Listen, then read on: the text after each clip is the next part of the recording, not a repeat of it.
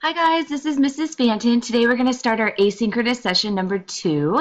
We're going to start that by going over the Romantic period and what that means. Then we're going to take that further and talk about some of the symbols that are for light and for dark during Romantic literature. And then our final step is to go over our project number 2 and how we can use this information to complete project number 2. Okay, so let's start with a little background information on the Romantic period.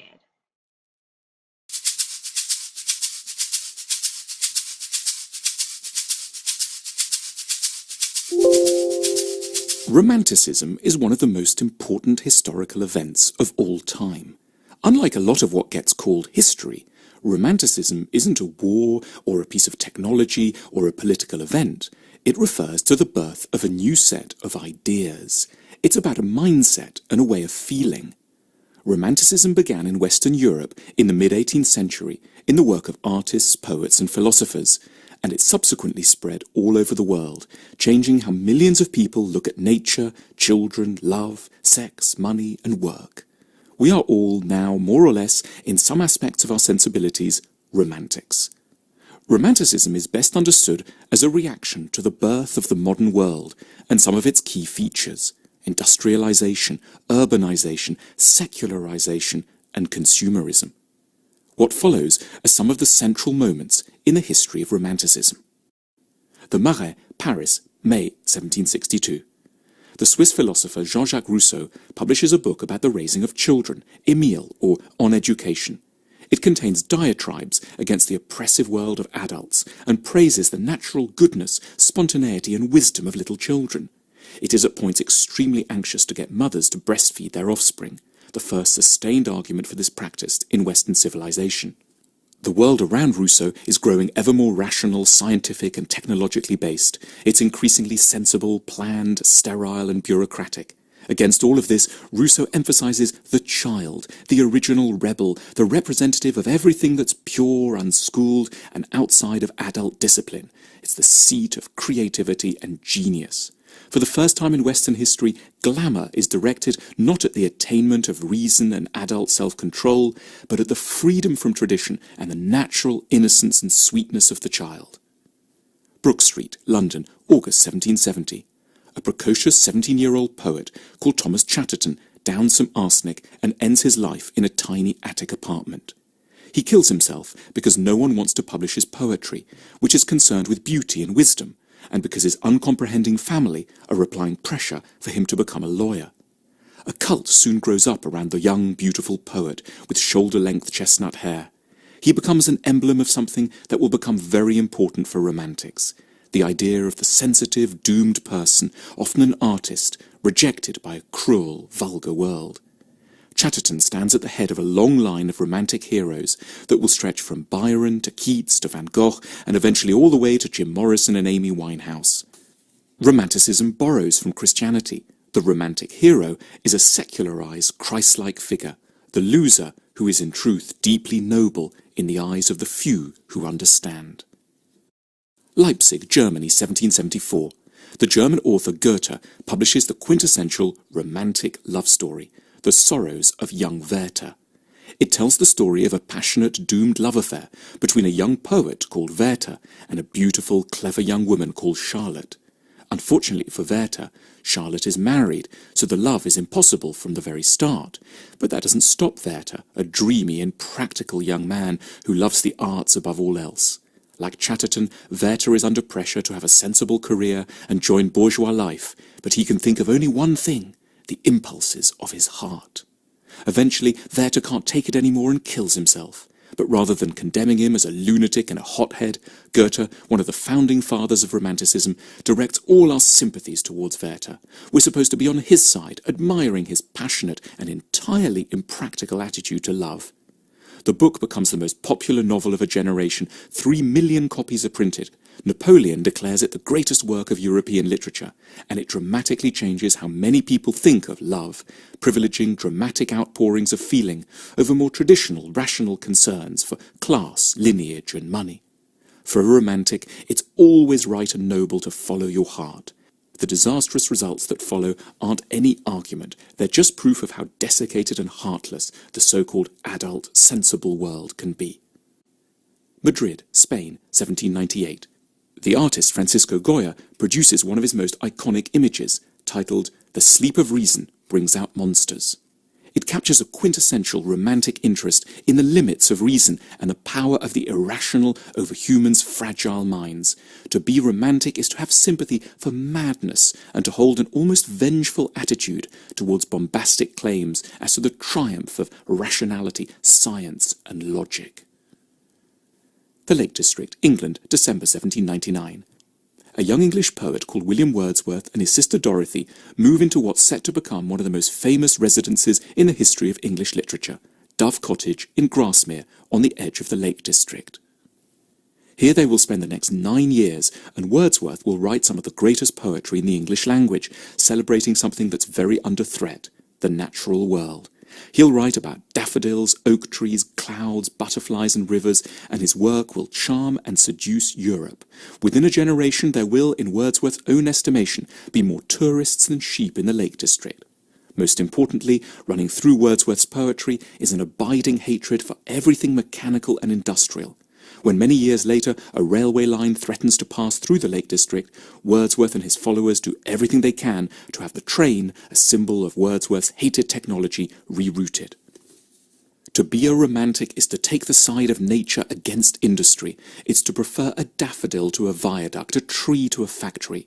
At the moment when huge swathes of Britain are being covered in the often monstrous new cities that are making Europe rich, Wordsworth, the quintessential romantic, speaks up for the natural and the simple life. Niagara, United States, September 1829. The American painter Thomas Cole paints one of his most characteristic images of the mighty Niagara Falls with a couple of Native Americans in the foreground. Cole makes his name as a painter of sublime scenes, vast landscapes of the American interior, showing nature at its most dignified and impressive. Man looks lost and puny by comparison. This too is a typical romantic attitude, for romantics don't believe in God, but they go in search of the emotions one might once have had around religion, and locate them in the big, wide-open spaces of nature. To be a romantic is to find relief from the pressures of competitive city life in the sort of natural grandeur that transcends all human achievements and concerns.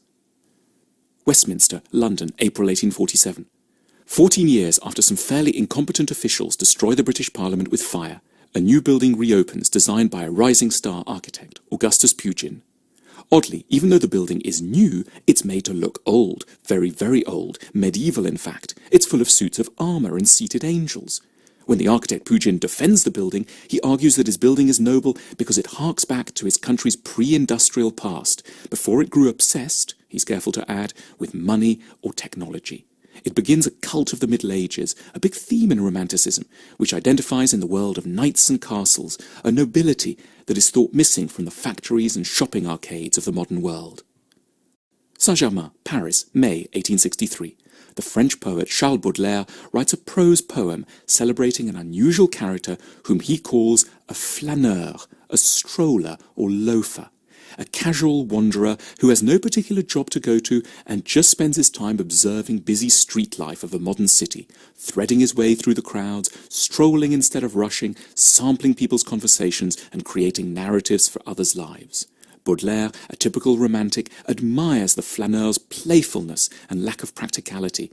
This person isn't a waste of time. It doesn't matter that he doesn't have a job. For Baudelaire, he is a prince, unlike the boring wage slaves rushing to the new offices of capitalism. Le Havre, April 1891. The French painter Paul Gauguin sets sail for Tahiti, hoping to escape everything that is artificial and conventional. He lives in the Pacific South Seas on and off for the rest of his life, drawing young native women looking relaxed and natural without anything on. They are, in his eyes, evidence that civilization is what has made us sick, a core romantic belief. The Romantic movement has permanently changed our sensibilities. As the world has grown ever more technological and rational, Romanticism has come to stick up for the irrational, the untrained, the exotic, the childlike and the naive. There is naturally something a bit adolescent and immature within Romanticism, but then again, there can be something rather heartless, cold, dogmatic and arrogant in many aspects of modernity.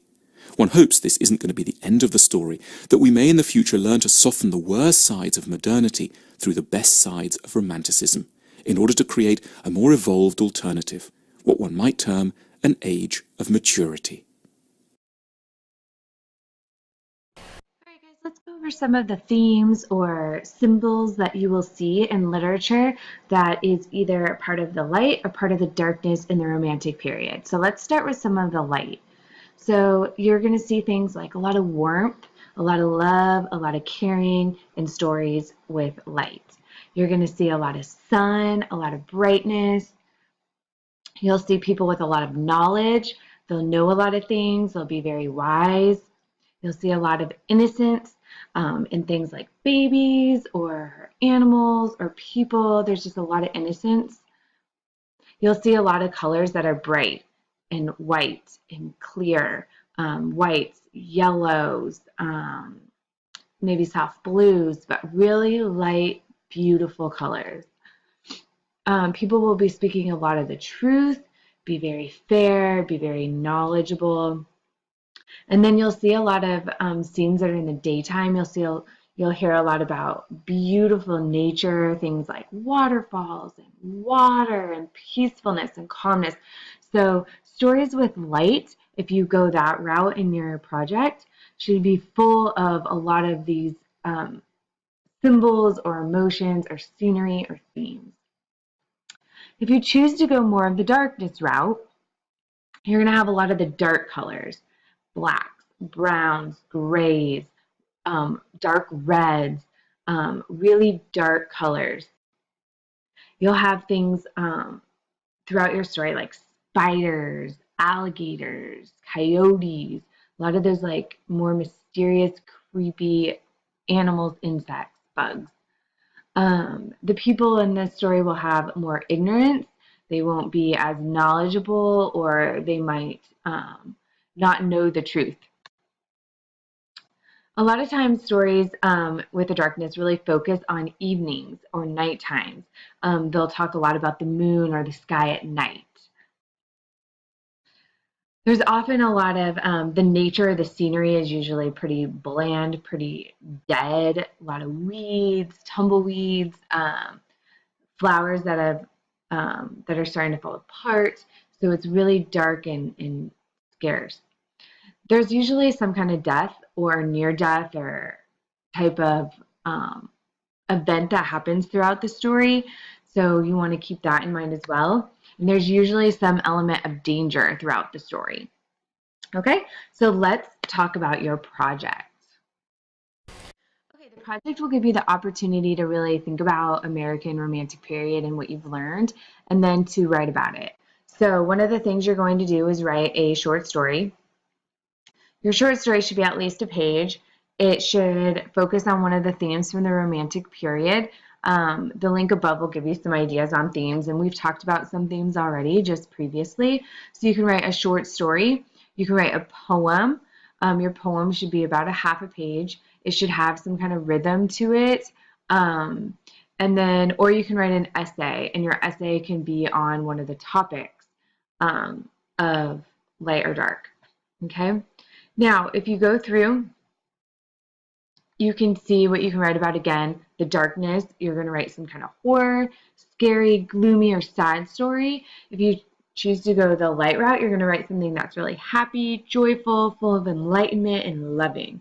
There's some examples right here of some dark and some light stories, or these are authors that really focus on that. Ralph Waldo Emerson is one of my personal favorites. He has some amazing quotes out there that you've probably read at some point and not even realized it was him. He's really good. Edgar Allan Poe, for those people that like dark, he is usually a favorite. He has some really creepy, crazy stuff out there. So you can read something by them and then kind of make up your own, but they are really great help. If you need even more inspiration, you can click here and watch a video. This is in your Canvas or in your format thing, in your course. All right, so here's some more information. Oops, I keep going back and forth. All right, the romantic period, 1 page in length. You can use the graphic organizer that's below if you would like some help, but you still need to type out your entire story. This option is only for students that have an IEP. So you can use it, but then you still need to type unless you have an IEP. Remember, you're creating a fictional story. It should be fake. Excuse me.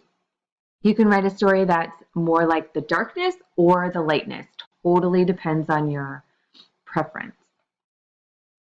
All right, if you choose a poem, it should be 15 to 20 lines in length. It should have a title. It should be full of darkness or light, one or the other. And again, it needs to have some rhyme. And here are some ways that you can do rhymed. If you're confused about this at all, you can click here and it'll give you help and examples. We also have some more links right here that you can click on as well that'll give you more help in writing the poem if that's the way you want to go. Okay?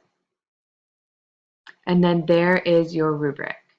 Okay? If you guys have any questions on how to write your poem, your essay, your short story, you let me know. Remember, you only pick one.